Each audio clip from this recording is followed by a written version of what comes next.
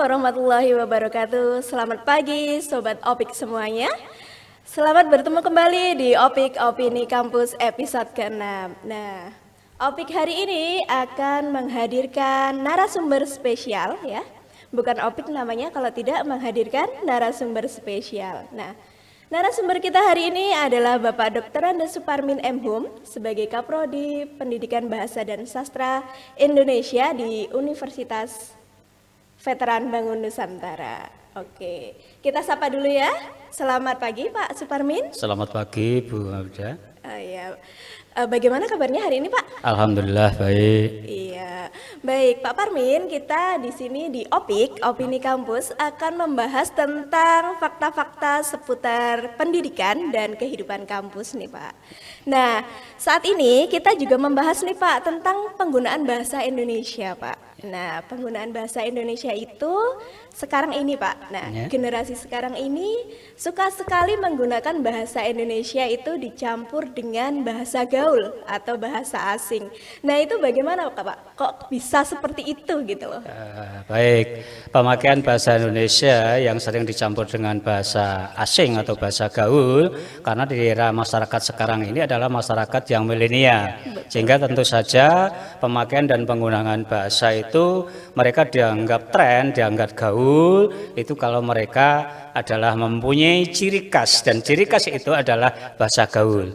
Kemudian ciri yang kedua, kalau mereka dianggap tren dan sebagai akademik ataupun keren, itu maka menggunakan bahasa Inggris. Sehingga bahasa gaul dan bahasa Inggris sering bercampur di dalam pemakaian bahasa Indonesia. Namun demikian justru itu menjadi kesanah yang lebih bagus untuk menunjukkan bahwa pemakaian bahasa Indonesia itu ada unsur-unsur serapan dari bahasa gaul, baik itu dari bahasa daerah maupun dari bahasa asing. Iya, seperti itu ya Pak ya. Nah Pak, kan kita ini kan juga hidup di Indonesia ya Pak ya. Bahasa Indonesia itu kan adalah bahasa ibu ya. Nah, kenapa Pak kok bahasa Indonesia itu perlu kita pelajari seperti itu? Ya baik, karena bahasa Indonesia itu adalah perlu dipelajari karena bahasa Indonesia itu yang dulunya itu adalah serumpun dengan bahasa Melayu maupun bahasa Austronesia. Namun sekarang ini bahasa Indonesia di bangsa Indonesia adalah bahasa yang sering mengalami perubahan-perubahan dibanding dengan bahasa Melayu, dan perubahan itu menunjukkan bahwa bahasa Indonesia mempunyai peningkatan yang lebih bagus karena adanya pembinaan dan pengembangan bahasa yang dilakukan oleh pemerintah.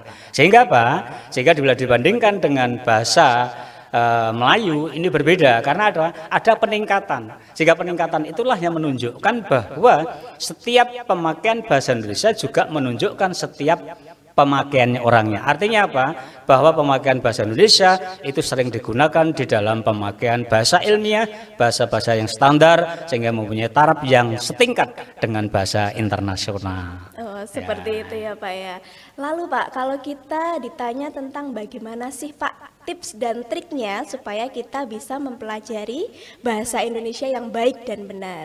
Baik, kalau untuk berbicara tentang trik dan tipsnya dalam mempelajari bahasa Indonesia yang baik dan benar, itu adalah kalau kita belajar tentang bahasa Indonesia yang baik, berarti kita harus menyesuaikan dengan situasi dan kondisi di mana kita berada dalam satu komunitas pembicaraan, sehingga semua orang yang berbicara itu bisa saling mengerti dan memahami apa yang disampaikan oleh pembicara. Sedangkan bahasa yang benar adalah bahasa yang sesuai dengan kaidah-kaidah di dalam tata bahasa Indonesia, yang tentu saja ini terkait dengan bahasa-bahasa ilmiah yang nanti bisa dipakai dan dikembangkan di dalam dunia pendidikan, terutama di dalam pendidikan bahasa dan sastra Indonesia selalu mengedepankan pemakaian bahasa Indonesia yang benar dan sekaligus pemakaian bahasa Indonesia yang baik.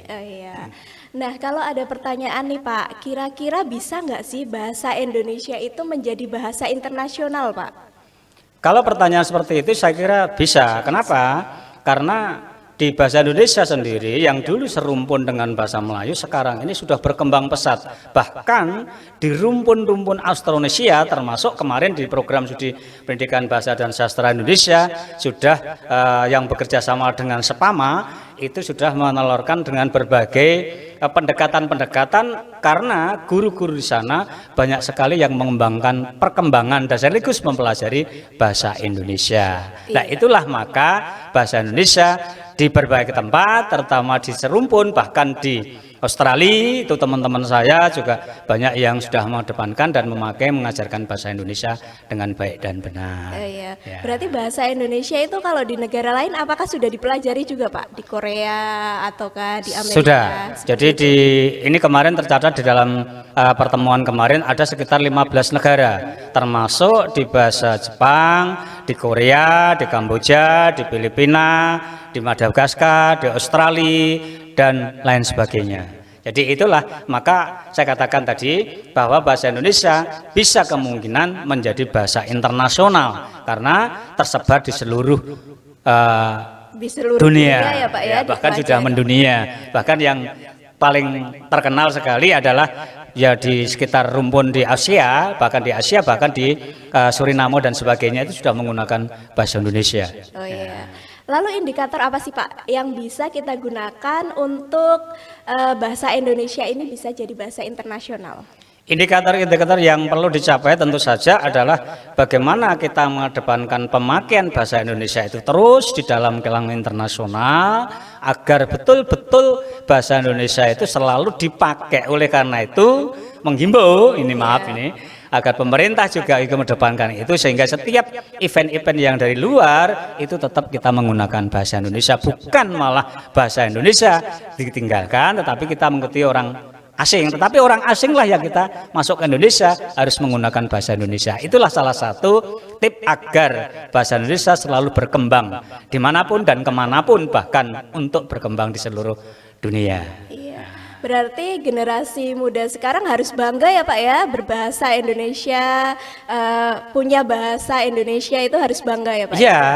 Karena apa saya katakan begitu? Karena di bahasa Indonesia ini adalah tersebar di seluruh kepulauan. Bahkan nanti insya Allah ini ada perkembangan terbaru, bahkan ada perkembangan bahasa Indonesia yang tersebar di seluruh Nusantara, bahkan berkembang di seluruh Asia, bahkan di dunia. Sehingga masyarakat Indonesia kami harapkan, terutama yang generasi milenial ini kan kadang-kadang sering menggunakan bahasa campur aduk. Oleh karena itu kami harapkan untuk menggunakan bahasa Indonesia yang baik dan benar sesuai dengan kaidah yang ada di dalam pemerintah Indonesia. Dan kami harapkan juga pemerintah juga mengembangkan dibandingkan dengan bahasa-bahasa yang lain yang serumpun, justru bahasa Indonesia ini mempunyai perkembangan yang berbeda ya, dan sekaligus meningkat dibandingkan dengan bahasa-bahasa yang serumpun. Ya. Nah, kalau bahasa Indonesia itu kan serumpun ya Pak dengan Iya. bahasa Melayu tadi Iya. dikatakan. Lah, perbedaannya itu di mananya itu Pak? Kalau perbedaannya terutama ini adalah karena faktor unsur serapan. Iya. Karena di bahasa Indonesia itu dulu sering dijajah oleh bangsa Belanda dan bangsa yang lain, bahkan itu selalu ada perbedaan. Sehingga apa? Perbedaan itu akan menunjukkan daya dialektiknya itu akan menunjukkan berbeda. Sehingga sekaligus peran pemerintah dimulai pada tahun 1901 sejarah bahasa Indonesia dari bahasa Melayu itu sampai pada 42 dan sampai pada pemakaian IYD dan kamus istilah itulah berbeda. Sehingga kalau di bahasa Melayu itu dialeknya adalah menggunakan dialek-dialek yang masih tradisional, tapi kalau di bahasa Indonesia ini sudah mengalami peningkatan yang luar biasa. Sehingga peran pemerintah dalam pembinaan dan pengembangan bahasa yang sekarang adalah Badan Bahasa itu adalah sangat penting sekali di dalam mengedepankan pemakaian bahasa Indonesia di kancah dunia pendidikan Indonesia maupun di luar negeri. Kalau pertanyaannya duluan mana Pak? Kalau bahasa Melayu dengan bahasa Indonesia? Kalau pertanyaan seperti itu tentu saja duluan bahasa Melayu, karena bahasa Melayu itu adalah bahasa yang waktu itu belum dipakai, baru pada tahun 1928 Sumpah Pemuda maka diikrarkan. Dari bahasa Melayu dari Kepulauan Riau yang semula dipakai bahasa lingkungan peran, kemudian dipakai menjadi bahasa Persatuan Indonesia. Nah, di dalam Persatuan Indonesia itulah maka ke depan diadakan berbagai kongres, berbagai bentuk pertemuan-pertemuan yang mengarah adanya unsur pembinaan bahasa Indonesia dan tidak terlepas juga dari peran pemerintah. Karena waktu itu saya mengikuti betul ketika tahun 942 sampai pada era sekarang. Namun era sekarang ini, di era reformasi ini tampaknya berubah-ubah nama terus. Dari pembinaan dan pengembangan bahasa menjadi badan bahasa. Badan bahasa. Ya, itulah. Ya, maka kami harapkan dari Prodi Bahasa Indonesia itu pemakaian dan penumbuhan bahasa Indonesia selalu kita galakkan. Ya. Oke Pak. Lalu ini Pak, dari Prodi PBSI sendiri Pak, keunggulannya kalau di Univet itu apa Pak? Baik, keunggulan Prodi di PBSI di Univet itu bahwa di bahasa Indonesia itu yang pertama tentu saja karena kita adalah PBSI pencetak calon guru, tentu adalah ingin menjadikan bahasa Indonesia mencetak guru yang profesional, sehingga nanti sudah ada nuansa-nuansa yang berkembang sehingga profesional itu yang seperti apa? Tentu saja mengedepankan pada 4 unsur di dalam keprofesionalan. Itu yang pertama. Kemudian yang kedua, di samping itu bahasa Indonesia juga mempunyai ciri. Ciri itu apa?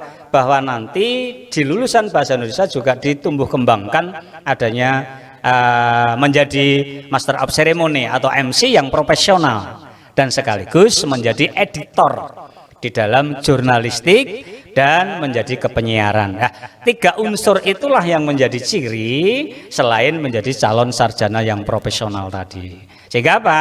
Sehingga setiap lulusan bahasa Indonesia ini tidak terlalu lama mendapatkan job, mendapatkan pekerjaan, sehingga setelah lulus rata-rata ada yang menjadi MC dan terutama sekali adalah menjadi guru.